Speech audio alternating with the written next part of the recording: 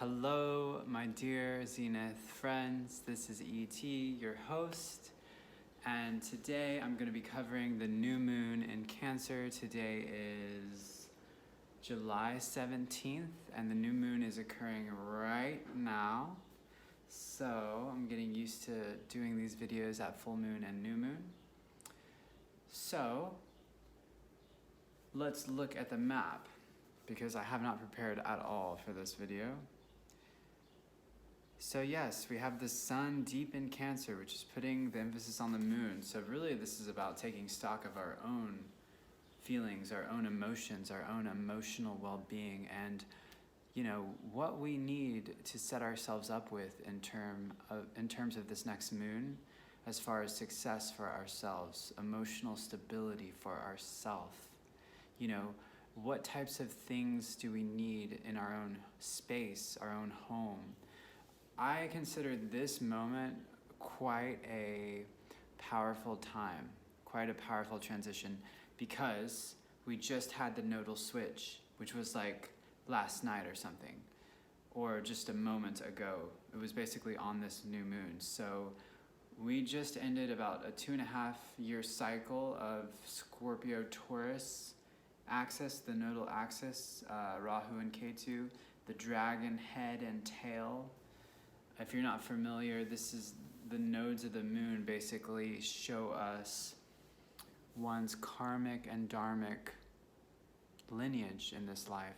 In astrology, if I were to read your astrology, I could tell you things about your past life. I could tell you things about your dharma, what you're supposed to get into this life to bring you the most fulfillment. Okay, that's seen through the nodal axis points of the moon. So we just had a huge shift. You're probably feeling it.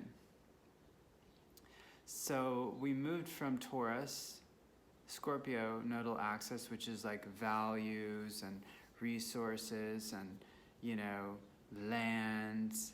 We've noticed some things happening in our 2-year span that can emphasize the Taurian and the Scorpion north and south node.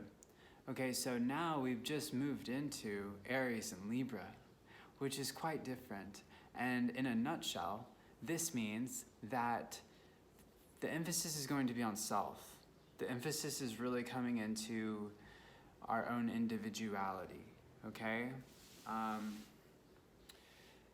Aries, where the North Node has just transitioned, is all about creation. It's all about creativity, it's all about the inner child, it's all about the self, the I am, the number one, the first sign of the zodiac, right?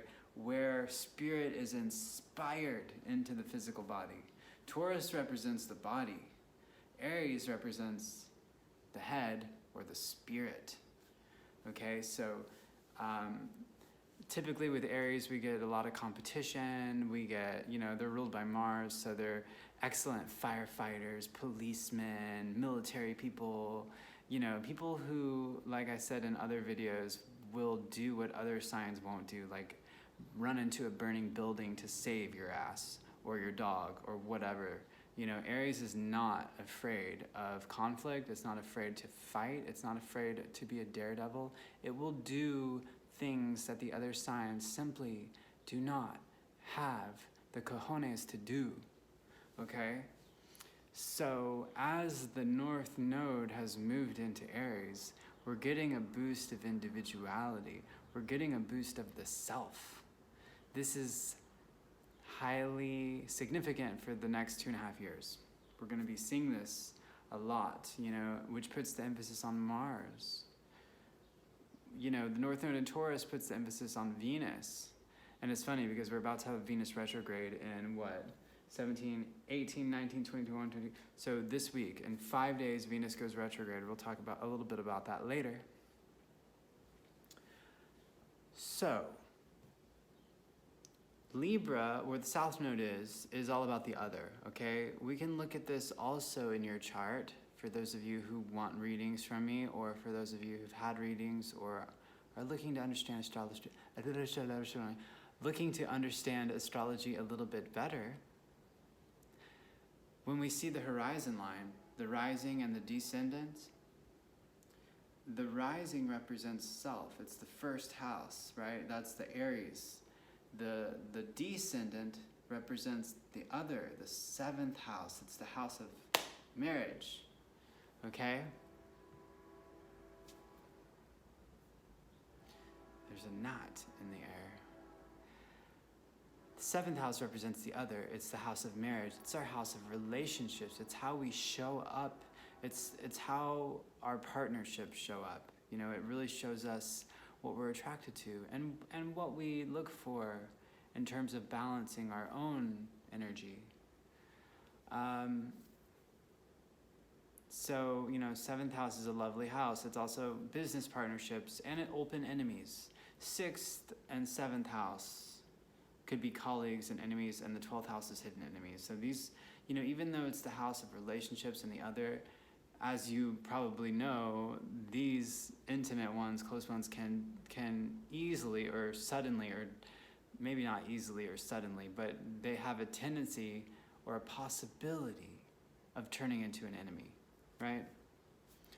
Don't ask me why, that's just how it is sometimes, and I'm not in charge of the rules, okay? I just speak them. Okay, so the seventh house is the other. It's how we show up, you know, in partnership. So the south node is moving into Libra. This is where the connection is, why this is all important, okay? The south node is showing up in Libra, which really represents the other.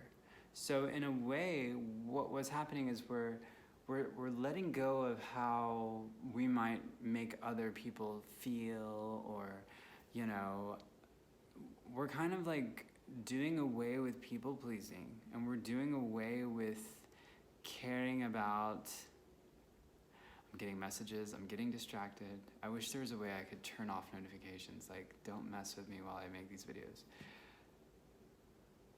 We're doing away with people pleasing. We're doing away with how we, like giving a blank about how someone feels because we're showing up authentically. That's just kind of taking a back burner. With the Aries North Node, it's about the self. It's about showing up as the individual, showing up as the number one, the Aries, the Aryan, right? Which is, it's a selfish sign. It represents the self, the first house. It's the self. This is like when you begin to crawl and walk. You know, you can't necessarily, like, you can only show up in relationships especially with love, to the same degree that show up and love yourself. Okay, this is very important. I know I always say that. Because, you know, the degree of our self-love is the degree in which that we can love others. You know, it's the capacity that we even have the ability to love others. I can't love anyone until I know how I love myself. Does that make sense? And vice versa. Like, this is true for everyone. So, in a way, because the north and south nodes are intimately linked, in a way that this is this is the infinity sign. This is the relationship of the nodal axis. You go in one direction and it's connected to the other. So believe it or not, by being selfish, by creating boundaries, by being authentic in your self-expression, you're actually helping your relationships, you know? So when you show up like in a vulnerable way, yes, but also in an authentic way, it can be very polarizing. You're literally going to magnetize those who are meant for you in your tribe to you, and at the same time you're going to propel people that are not of your tribe away from you. This is a good thing, because you're basically shunning away any person or individual that wasn't meant for you in the first place. Okay, so even though grandma might not like it, or your third grade teacher didn't like that, or someone that you used to go to church with didn't appreciate, who cares?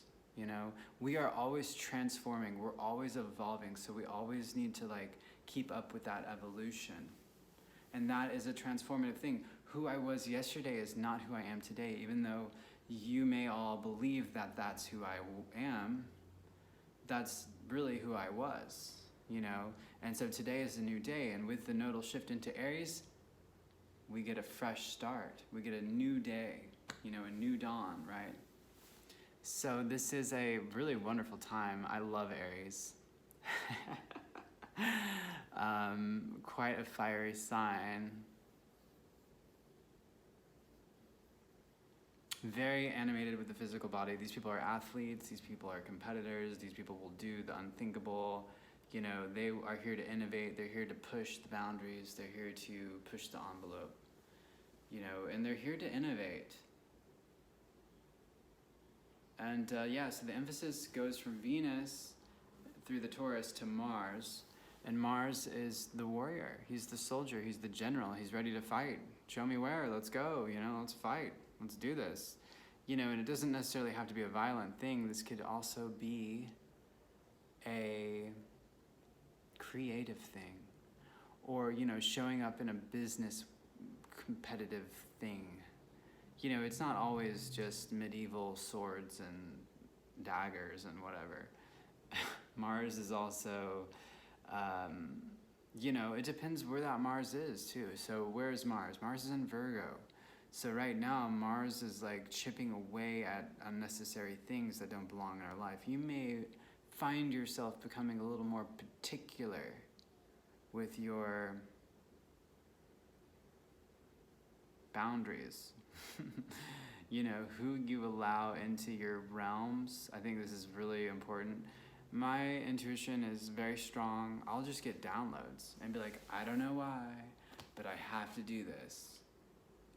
Kind of roll my eyes or whatever, because it always works out, and it's always like beyond the subconscious mind. The unconscious mind is the wisdom. There's so much more wisdom in that than the mind, the conscious mind. You know what I mean? Like the soul, the unconscious, the intuitive side of ourselves is so much more in tune. It's paying attention, where our conscious brain is like, why would you want to do that? Sally's a nice person, She gave me flowers that one day, She told me my grandmother was pretty, or whatever. Sally's got an agenda. So trust your intuition is basically what I'm trying to say. And sometimes you may not understand why. Your conscious mind not, connect the dots for you. But that's okay, because your subconscious mind is far more powerful, and it never turns off. It's constantly taking in the data. It constantly understands things. Its ability to penetrate and see through the illusion is so much more powerful than our conscious brain. So, in other words, throughout the next 2.5 years, trust yourself.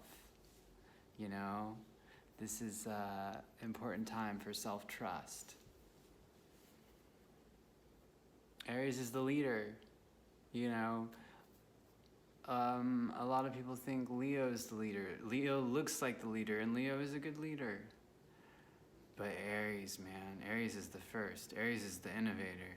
Aries is the one that's like doing the damn thing before anyone. And then the other signs come along and they're like, oh, well, he did it. Okay, I can do it too, kind of thing, And then others may be more able to appear as the originator, but it doesn't matter, kind of like Tesla. Tesla was a Cancer, so that's kind of a bad example. But that shows how powerful intuition is, right? Because Cancer is the most intuitive sign. But anyway, the point is that a lot of times inventors or innovators of fields and things, they get the short end of the stick. It's other people that come along and steal their ideas and, take away whatever glorious innovation or invention that they came up with to make it appear that, I invented this, Edison, right? I invented the light bulb. And really, he didn't. So it's and that's the other thing, is a lot of times these innovators like Van Gogh and so many others, there's so many others, I couldn't sit here and talk about it. The lucky ones get recognition for it, right? But a lot of times these people who actually innovate the field, they don't care about the public recognition. Like, they're not actually in it for that. They're in it to actually innovate. They're in it to create that spark. You know, it's between them and God. So Aries is a part of that. You know, I'm not saying Aries is the only one that does this. All the signs do this in their own way. But Aries definitely has that trailblazing energy where the ram, is gonna blaze the trail. It's gonna be the first one to go where no man has ever gone before, you know, and Aries, you know, enjoys that. And it's not even a, you know, that's an exciting thing. You know, how boring. Oh, we're gonna walk the same Spanish road that all the Spaniards walked down. No, we get to invent a new road. And all you people who said it can't be done, you know, shouldn't be interrupting the ones who are going to do it. And it's like, you know, watch me do this. You may think I'm crazy now, and you may laugh and laugh and laugh, and then I'm gonna do this thing, and then it'll be self-evident. You know, in a sense that it's very hard being an innovator, also because you get mocked all the way until you are successful, and then once you're successful, it's seen as self-evident. Like, oh, duh, we all knew that. Like, it could all happen. But so a lot of times, these people who had the bravery and the courage and the strength to go somewhere where no one has gone before, you know, people who come after them, they don't endure the same type of public humiliation or, you know, what's the word? They don't endure the same kind of mockery, I guess, is the only thing that's coming to my mind for this to take place. So, very powerful transit. This is happening. Pay attention. This will be important for the next 2.5 years, like I said in my other videos, my other updates. Let's move on, because I just talked a lot about this nodal shift, which is very important, guys. All right. What do we got? Let's talk about Venus. Venus is about to go retrograde, July 22nd through September 3rd.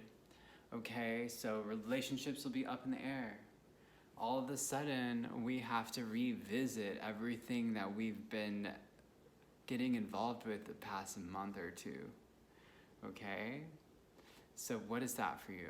You know, what types of people are going to be coming back into your life? Venus retrograde will bring back exes. Venus retrograde will test your relationships. All of them. Especially romantic.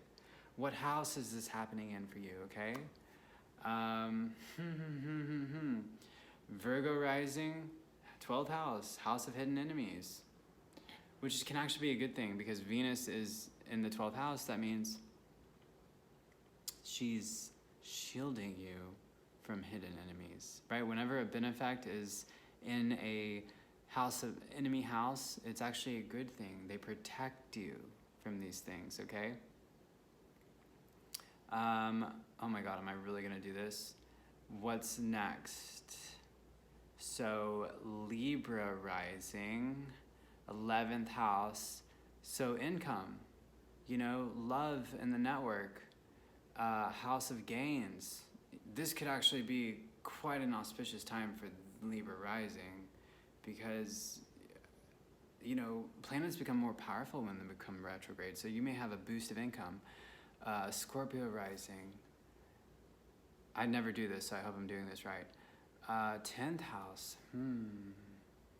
Yeah, 10th house, Venus retrograde could put your reputation up for, you know, reassessment. It can also be quite a powerful station in retrograde as well, because the 10th house is our vocation, yes, but it's also our career and reputation. So with 10th house of Venus, it's like we really see these people. You know, the public sees them. So, you know, doing the rising signs is kind of ridiculous because it's so vague. Like, any planet, like, aspect is important, ruling planet is important, chart ruler. it's so important, guys. Book a reading with me and I will get to the nitty-gritty details of your chart. But let's just do this because it's fun, right? So where were we? Sagittarius rising, that puts Leo in the 9th house, you know, of higher learning, of faraway travel. So, you know, these people might come into a time where they're like homesick of a distant land, as well as wanting to learn higher knowledge from a foreign culture. Capricorn, which puts Leo in the 8th house, investments, debt, the subconscious mind, sexuality, inheritances, shared resources. These things are going to be more or less the scope of Venus retrograde for you, as well as taxes and things. But Venus is a benefact, remember, so it's bringing good things in these areas. Okay, what else? Where were we? Capricorn, so Aquarius, that puts Leo in the 7th house. Ooh, okay. So with with Aquarius rising, we have Venus retrograde happening in your 7th house. That is pointing to relationships, 7th house of marriage, right? So Aquarius rising, you're really going to be affected by this because this is moving in your 7th house, which is natural for Venus to be the lord of, right? So even though that's your sun that rules your 7th house, with 7th house lord being the sun in Leo, I would say relationships are up for grabs, up for reassessment, you know, with this one. Also bringing more money to you, more income, more possibilities of relationships, but I think it's really questioning. If you can survive this Venus retrograde with your partner, if you have a partner, then I would say it's a strong one. And you don't necessarily, it's not just the retrograde, it's also the resolution and the shadow beyond. And I would say it's all 5 retrogrades of Venus's 5-pointed star cycle, if I said that correctly. The flower of Venus. Okay, Pisces, 6th house, work, you know, protecting you from colleagues and enemies. Yeah, so just things of the daily routine, like these things are, Venus is bringing her magic, her reassessment in these realms. You know, 6th house is also the house of small animals. Aries, 5th house.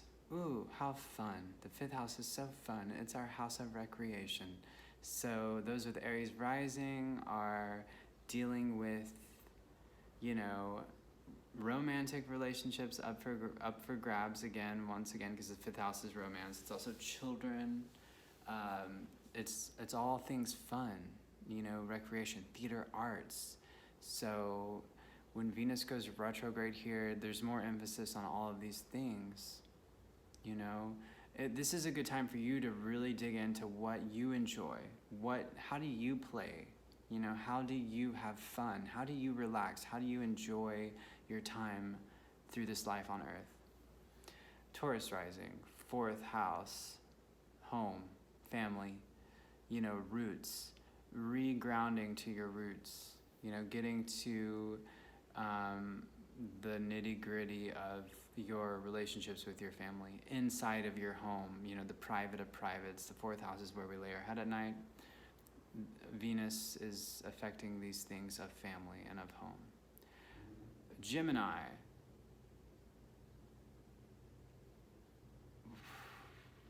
3rd house. It's so weird. So weird doing this math. Siblings. You know, relationships are an assessment with your siblings, also your everyday errands and the way that you communicate. You may have to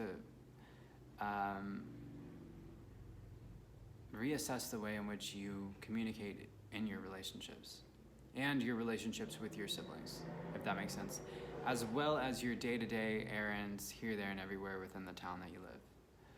Second house, Cancer rising. Yes, I'm saying this correctly, yes. This is a good one for you. You know, like the 7th house and the 11th house, second house is the house of treasures. So with this retrograde, I don't know, it could be a loss of, 11th house is our income, second house is where it's stored. With Venus in the second house, it's actually a really good thing. It's bringing values, emphasis on values to you. Through this period, I feel like this is a good one for you guys. You guys are going to actually score monetarily with the second house retrograde in Venus. If I'm wrong, let me know. That didn't make sense. The Venus in your second house retrograde. Okay, because planets become more powerful when they go retrograde, when they station, when they slow down. We're forced to deal with them. If it was a malefic, it would be different, but this is Venus, so I see this as a good thing.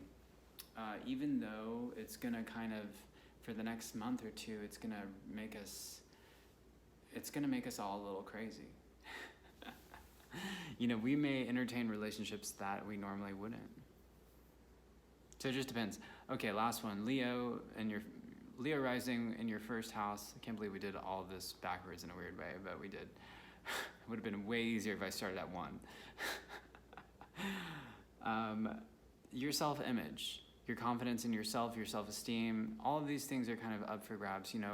Physical, you may find yourself, it's time for me to work out. It's time for me to sculpt this bod the way I want it to be finally, And then going back to the 6th house of, oh God, I can't forget. Oh, Pisces rising.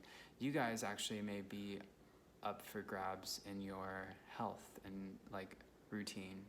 Your diet, right? 6th house is the stomach. Say that 10 times fast. 6th house is the stomach. Originally ruled by Virgo, so, which rules the intestines, the stomach, right? How we digest information. It's not creative, it's digesting all of this stuff. So, Pisces rising, 6th house, Leo retrograde, you guys are going to, your health needs some attention. Okay, I can't believe we're already at 30 minutes. This is ridiculous. I just feel like I have diarrhea of the mouth and still got nowhere. Happy tips and tricks along this cycle.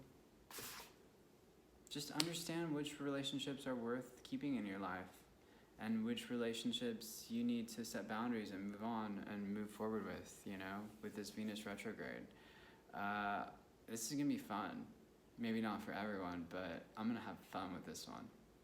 Because once you know astrology to a certain degree, you can see in between the lines. Like you get to see how the collective is going to act, and then you get to observe it. It's an amazing psychology lesson. So I encourage you all to enjoy the ride. And Leo rising, this is really about self-love for you. Okay, so really dig into your own self-love. So yeah, I encourage you to redefine what relationships are worth keeping in your life, reassess your boundaries, love yourself first and foremost, because you cannot love anyone without first loving yourself, and having a healthy self-esteem so that you can show up in a genuine and authentic way that isn't disrespecting yourself. Right? A lot of us have to work on, accepting what we're worth. Okay? I think this Venus-Leo retrograde is important. Don't accept the bare minimum. You are a shining star. You deserve so much. You deserve the absolute best. And no one can give you that except for yourself. So it's time that we give ourselves that with this Venus retrograde and Leo. I'm gonna sign off at 30 minutes. I love all y'all. Book an astrology reading with me. sign on for my long-term one-on-one programs. I read human design, synastry, transits, too many things for me to list. If you're interested in working with me, send me a comment, message me on social media, shoot me an email, however you want to do it. And I'm really excited for the people who are signing on with me for long term, because we're going to have so much fun and we're going to do so much work together. And I will see you guys on the full moon, and if not, in between for other videos. Love y'all. Take care. Like this video, subscribe to my channel, comment all the things, share it with all your friends, and we'll talk to you soon.